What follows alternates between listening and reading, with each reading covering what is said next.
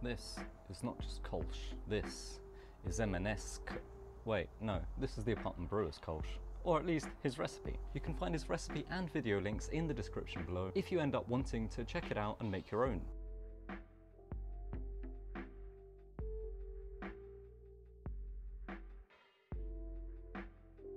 And now, a bit about Kolsch. Kolsch comes from Cologne, or Köln in German.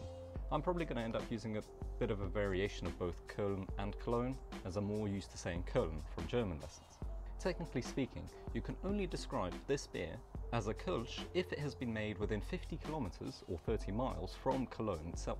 It's also a very strict beer style in that it must be made with top fermenting traditional ale yeast, but then lagered afterwards for a period of about 4 to 6 weeks. Must be bright, not cloudy, pale, almost straw-coloured, and very highly attenuated with a very dry finish. Must also be brewed according to the Reinheitsgebot. The German Reinheitsgebot is a German purity law that states that beer can only be made with the following ingredients: water, barley, and hops. Interestingly, yeast wasn't actually mentioned in this, which is weird because you really need it, but this could be due to yeast being assumed to be part of the process and not as an ingredient itself.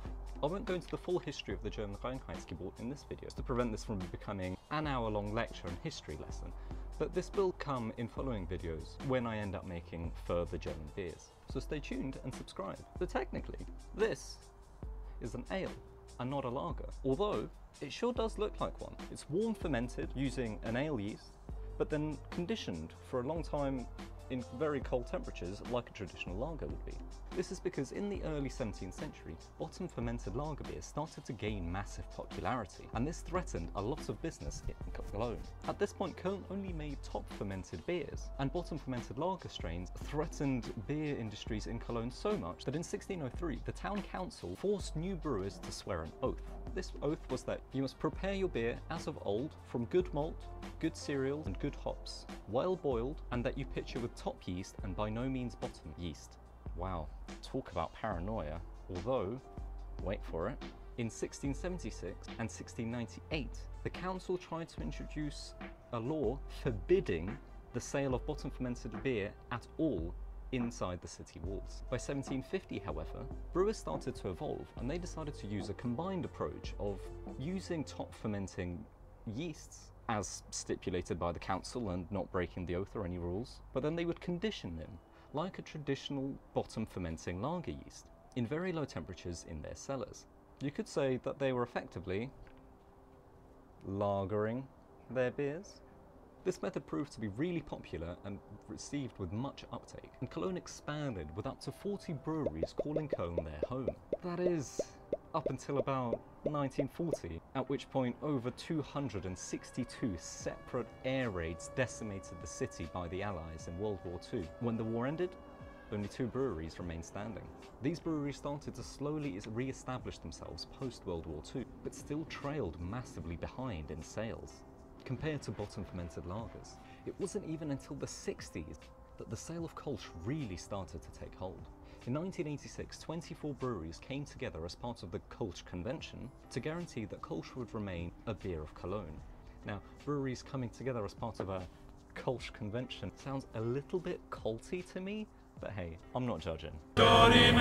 The Kölsch Convention also decided to have rules on how exactly the beer should be served. Specifically, it must be served in Stange, which means rod in German. And basically, this is kind of what it is. It's a long, cylindrical rod and a very narrow glass. Now this holds 300 milliliters of beer. Traditionally, a Stange should hold only 200 milliliters of beer. And the reason for this meant that it would be very quickly drunk. I mean, 200 milliliters would probably be a couple of mouthfuls maximum, which means you always have fresh Kölsch. That's great and all, but that just means servers must have been running backwards and forwards constantly trying to replace people's beer orders. And also surely you would then be up and down all the time trying to get more beer. More beer please. More beer please. Except the KK had a way of solving this too. They decided servers would walk around with round racks of beer called Kranz, or wreath in German, and they would fit several Stange within them very comfortably. This meant that they could walk around with many Stange of beer in their Kranz, satisfying many customers at the same time who all wanted refills. It was also a unique way of ordering. This meant that instead of you having to walk up to the bar every single time and demand a French Kölsch, which would probably happen quite often, or simply from the people walking up to you constantly interrupting your own conversation to ask the person for another beer, they developed a very unique way of ordering, which meant that if your beer was finished, a server would walk up and automatically give you a new beer. However, you would have your beer placed on a mat, and upon coming over and refilling your Stange, they would make a mark on your coaster, and this meant that you had one beer, and each time you get a refill, a new mark would get added. Now you're thinking, well, how do I stop drinking in this case? Very easily. Take your coaster and pop it over the top. That then signifies to the servers, I'm good thanks. In my opinion, that should become a thing everywhere. After hearing all that, I really can't wait to brew my own Okay, I guess I can't strictly call it a Kölsch given that I'm not within 50 kilometers of Cologne. However, what I can do is brew the Apartment Brewer's Kölsch. And so, onto the brew day.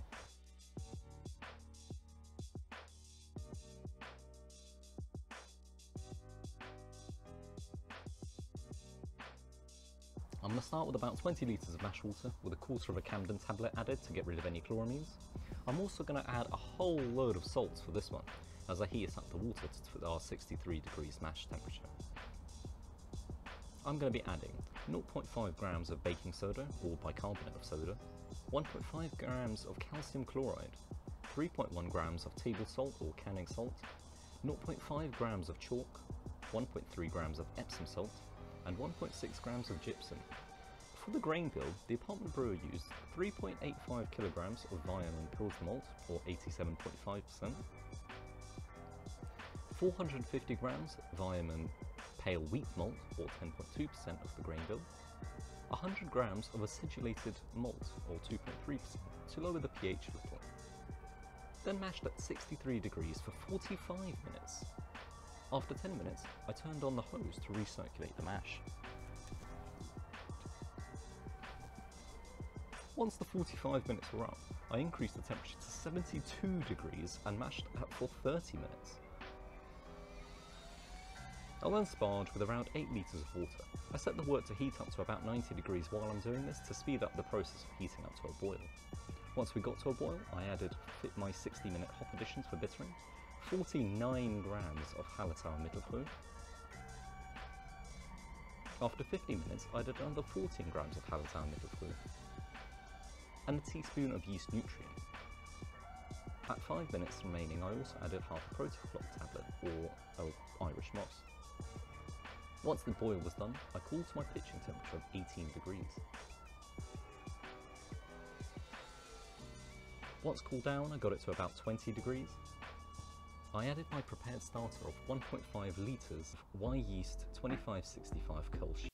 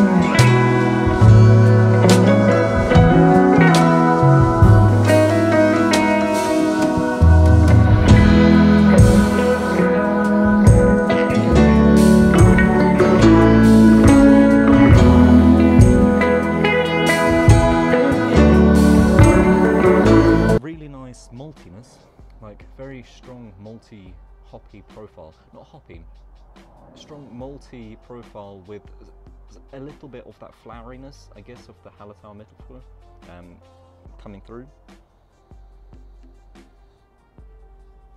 There's like a happy fruitiness going on in the aroma there. I can't separate them other than the grapes.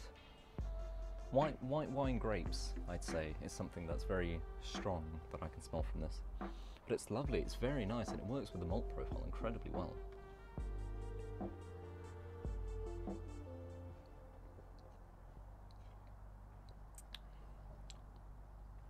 Oh, my tongue is smiling. I can't pinpoint the fruit. It's like, it's flowery, almost. Actually, yeah, that's a better way of putting it. I'd say this is more flowery than anything else. It's like a flowery, fruity, grapey, just very nice. Very light-bodied, very dry, which is really thirst-quenching.